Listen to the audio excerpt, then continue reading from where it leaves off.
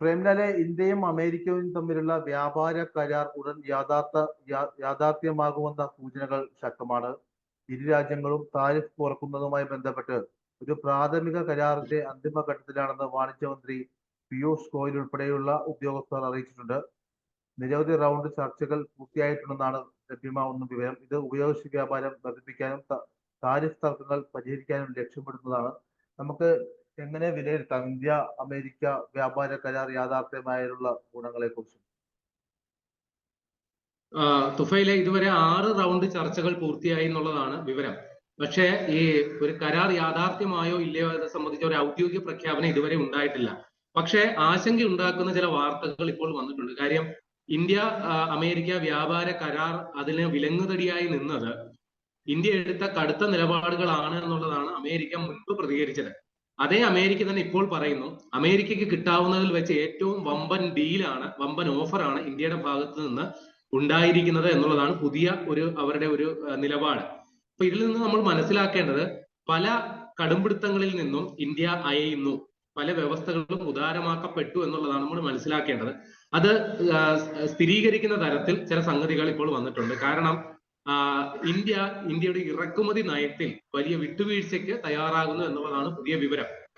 അപ്പൊ ഇത് പ്രകാരം അമേരിക്കയിൽ നിന്ന് ഇന്ത്യയിലേക്ക് ഇറക്കുമതി ചെയ്യുന്ന സംഗതികൾക്ക് മുൻപ് നമ്മൾ ഏത് രാജ്യത്തു നിന്നും ഇന്ത്യയിലേക്ക് ഇറക്കുമതി ചെയ്യുന്ന സംഗതികൾക്ക് ഗുണനിലവാര പരിശോധന കർക്കശമാക്കിയിട്ടുണ്ട്. ചില മാനദണ്ഡങ്ങൾ അത് പാലിക്കുന്നുണ്ട് എന്ന് ഉറപ്പുവരുത്തുന്നുണ്ട്.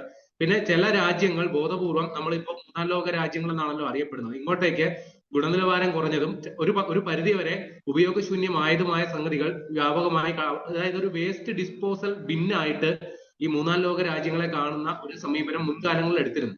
ആ ഒരു സാഹചര്യത്തിലാണ് ഇന്ത്യ ഈ ഗുണനിലവാര പരിശോധനകളടക്കം മാനദണ്ഡങ്ങളടക്കം കർക്കശമാക്കിയത്. പക്ഷെ ആ വ്യവസ്ഥകളില് വലിയ ഇളവ് ഉണ്ടാകണമെന്നുള്ളതാണ് അമേരിക്കയുടെ നിലപാട്. അങ്ങനെ നമ്മൾ അതിന് പച്ചക്കൊടി കാണിച്ചു എന്നുള്ളതാണ് വിവരം. അപ്പൊ ഇത് പ്രകാരം അതായത് ഒരു ഉൽപ്പന്നം ഒന്നിൽ കൂടുതൽ തവണ ഗുണനിലവാര പരിശോധനകൾക്ക് വിധേയമാകുന്ന കർക്കശ വ്യവസ്ഥകൾ ഇന്ത്യ ലഘൂകരിച്ചു എന്നുള്ളതാണ് വിവരം. പിന്നെ കടുത്ത നിബന്ധനകൾ അതിൽ കുറെ വിട്ടുവീഴ്ചകൾ വരുത്തി. പിന്നെ അതായത് ഓരോ പരിശോധനകൾ കടന്നു പോകുമ്പോഴും അതിന്റെ ഒരു സമയ ഇടവേളയുണ്ട്. അപ്പൊ ആ ഇടവേളകൾ പരമാവധി കുറയ്ക്കാനായിട്ട് ധാരണയായി എന്നും പറയുന്നു.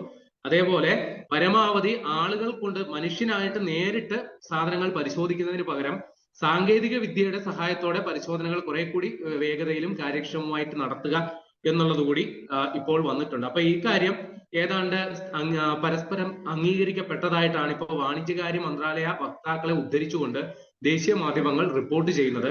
അപ്പൊ ഇത് ഇന്ത്യയുടെ ഇതുവരെയുള്ള നയങ്ങളിൽ നിന്ന് കാര്യമായ ഒരു വിട്ടുവീഴ്ച ഇന്ത്യ ചെയ്തു എന്നുള്ളതാണ് മനസ്സിലാക്കേണ്ടത്. അതായത് എന്നാൽ ഇത് തിരിച്ച് അങ്ങോട്ട് ബാധകമാണോ എന്ന് ചോദിച്ചാൽ അല്ല എന്ന് തന്നെ പറയണം. കാരണം ഇന്ത്യയിൽ നിന്ന് കയറ്റുമതി ചെയ്യുന്ന പ്രത്യേകിച്ച് സമുദ്ര വിഭവങ്ങൾ, ചെമ്മീൻ അടക്കമുള്ള മത്സ്യ വിഭവങ്ങൾ, പഴവർഗ്ഗങ്ങൾ, പച്ചക്കറികൾ, ഇതെല്ലാം തന്നെ മറ്റ് രാജ്യങ്ങളിൽ പ്രത്യേകിച്ച് അമേരിക്കയിൽ തന്നെ കടുത്ത ഗുണനിലവാര പരിശോധനകൾക്ക് അവിടുത്തെ മാനദണ്ഡങ്ങൾക്ക് വിധേയമാക്കി മാത്രമേ നമുക്ക് അങ്ങോട്ട് കയറ്റുമതി ചെയ്യാൻ പറ്റുള്ളൂ. ഇപ്പൊ സമീപകാലത്തുണ്ടായ ഒരു സംഭവം ഓർക്കാം. അതായത് നമ്മുടെ ഇന്ത്യയും അമേരിക്കയുമായിട്ടൊരു വ്യാപാര യുദ്ധം അത് തുടങ്ങുന്ന സമയത്ത് ഇന്ത്യയില് ഈ മാങ്ങാ സീസണാണ്. ഇന്ത്യയിൽ നിന്ന് കയറ്റി അയച്ച മാമ്പഴം അമേരിക്കയില് അത് ഈ രാസവളം അല്ലെങ്കിൽ കീടനാശിനി പരിശോധിച്ചതാണോ ഇല്ലയോ, അതിന്റെ സർട്ടിഫിക്കേഷനില് എന്തൊക്കെയോ അപാകതകൾ ഉണ്ട് എന്ന് കാണിച്ചിട്ട് ടൺ കണക്കിന് മാമ്പഴമാണ്, ലോഡ് കണക്കിന് മാമ്പഴമാണ് കൂട്ടത്തോടെ നശിപ്പിക്കേണ്ടി വന്നത്. അത് തിരിച്ചിങ്ങോട്ട് കൊണ്ടുവരിക ഏറെക്കുറെ അസാധ്യമാണ്. കാരണം അത് കപ്പൽ മാർഗം ഇങ്ങോട്ടേക്ക് എത്തിക്കുന്ന സമയത്തേക്ക് അത് ചീത്തയായി പോകും. അപ്പൊ അതുകൊണ്ട് തന്നെ അവിടെ തന്നെ അത് കുഴിച്ചു മൂടുന്ന ഒരവസ്ഥ ഉണ്ടായിട്ടുണ്ട്. അപ്പൊ ഇത്തരത്തിൽ അമേരിക്ക ഇത്തരം കാര്യങ്ങളിൽ കടുംപിടുത്തം പിടിക്കുമ്പോൾ ഇന്ത്യ ആ കാര്യത്തിൽ വലിയ വിട്ടുവീഴ്ച ചെയ്തു എന്നുള്ളതാണ് പൊതുവിൽ നമ്മൾ മനസ്സിലാക്കേണ്ടത്. അതുകൂടാതെ മറ്റു പല കാര്യങ്ങളിലും അമേരിക്ക ഇളവ് ആവശ്യപ്പെട്ടിട്ടുണ്ട്. അത് പ്രധാനമായിട്ട് പറയുകയാണെങ്കിൽ ആൽമണ്ട്, പിന്നെ കോൺ, ആപ്പിള്, പിന്നെ ഇൻഡസ്ട്രിയൽ ഗുഡ്സ്.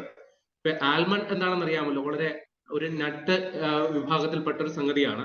പിന്നെ കോൺ നമ്മുടെ ചോളം, തന്നെ ജനിതക പരിവർത്തനം വരുത്തിയ ചോളമുണ്ട്, അല്ലെങ്കിൽ സാധാരണ ചോളവുമുണ്ട്. പിന്നെ ആപ്പിൾ, ഇതിനൊക്കെ വലിയ രീതിയിലുള്ള നികുതി ഇളവാണ് അമേരിക്ക ആവശ്യപ്പെടുന്നത്. കൂടാതെ ചില വ്യാവസായിക ഉൽപ്പന്നങ്ങൾക്കും അമേരിക്ക നികുതി ഇളവ് ആവശ്യപ്പെടുന്നുണ്ട്. പിന്നെ ഡയറി ഉൽപ്പന്നങ്ങൾക്കും പാലും പാലധിഷ്ഠിത ഉൽപ്പന്നങ്ങളും അമേരിക്കൻ ഉൽപ്പന്നങ്ങൾ ഇന്ത്യയിലേക്ക് കൊണ്ടുവരാനും അവർ താല്പര്യപ്പെടുന്നുണ്ട്. അക്കാര്യത്തിൽ ഇന്ത്യ എന്താണ് നിലപാടെടുത്തതെന്ന് വ്യക്തമല്ല. ഏതായാലും ഈ ആൽമണ്ട്, കോൺ, ആപ്പിള്, പിന്നെ ചില ഇൻഡസ്ട്രിയൽ ഗുഡ്സിനൊക്കെ ഇന്ത്യ നികുതി ഇളവ് നൽകാനായിട്ട് സന്നദ്ധമാണ് എന്നുള്ളതാണ് ഇതുവരെ പുറത്തു വരുന്ന വിവരം. ഇപ്പൊ നിലവില് വലിയ രീതിയിൽ അമേരിക്ക ഇന്ത്യയിലോട്ട് ജനിതക പരിവർത്തനം വരുത്തിയതടക്കമുള്ള അവരുടെ കാർഷിക വിഭവങ്ങൾ ഇറക്കുമതി ചെയ്യാനായിട്ടുള്ള താല്പര്യമാണ് പറഞ്ഞിരിക്കുന്നത്. ഉദാഹരണം പറഞ്ഞു കഴിഞ്ഞാൽ സോയാബീന്, ചോളം അടക്കമുള്ളവ. ഇപ്പൊ ഇന്ത്യ അത് ഇവിടെ ഇന്ത്യയിലെ നിലവിലെ നിയമം അനുസരിച്ച് ജനിതക പരിവർത്തനം വരുത്തിയ കാർഷിക വിഭവങ്ങൾ ഉപയോഗിക്കുന്നതിനും വിൽക്കുന്നതിനുമൊക്കെ നിലവിൽ നിയമപരമായിട്ട് നിയന്ത്രണമുള്ള രാജ്യമാണ് ഇന്ത്യ. ഇപ്പൊ ഇന്ത്യ ഇവിടെ ഇത് ഉദ്ദേശിക്കുന്നത് നമ്മളിവിടെ എഥനോൾ നിർമ്മാണവുമായി ബന്ധപ്പെട്ട് ഇത് അസംസ്കൃത വസ്തുവായി ഉപയോഗിക്കാമെന്നുള്ള ഒരു ധാരണയിലാണ് ഈ ഇറക്കുമതിക്ക് അനുമതി കൊടുക്കുന്നത് എന്നുള്ളതാണ് വിവരം. ഇനി നമ്മൾ ഉദ്ദേശിക്കുന്നത് ഒരു വ്യാപാര കരാർ അടുത്ത ഒരു 3 മാസത്തിനുള്ളിൽ, മാർച്ചിനുള്ളിൽ ഇത് യാഥാർത്ഥ്യമാകും എന്നുള്ളതാണ് ഇതുവരെ പുറത്തു വരുന്ന വിവരം.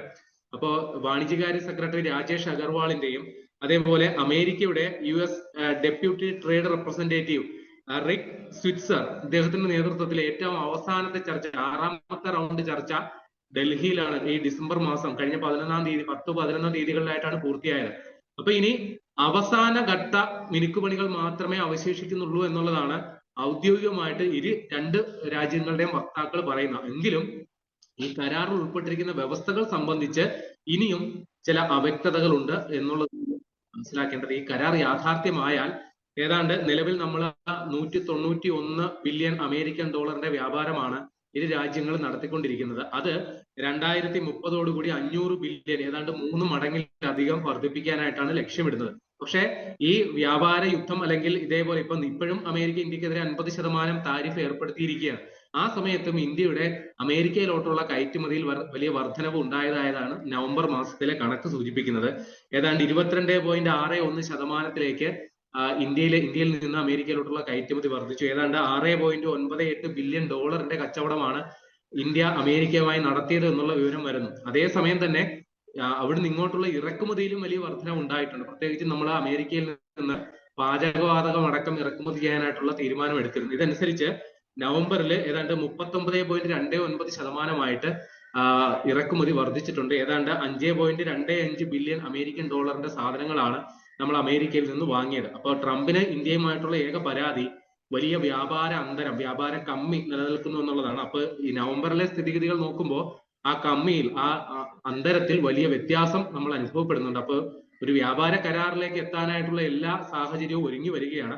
പക്ഷെ അന്തിമ പ്രഖ്യാപനത്തിനായിട്ട് നമ്മൾ ഇനിയും ഒരു 2-3 മാസം കൂടി കാത്തിരിക്കണം.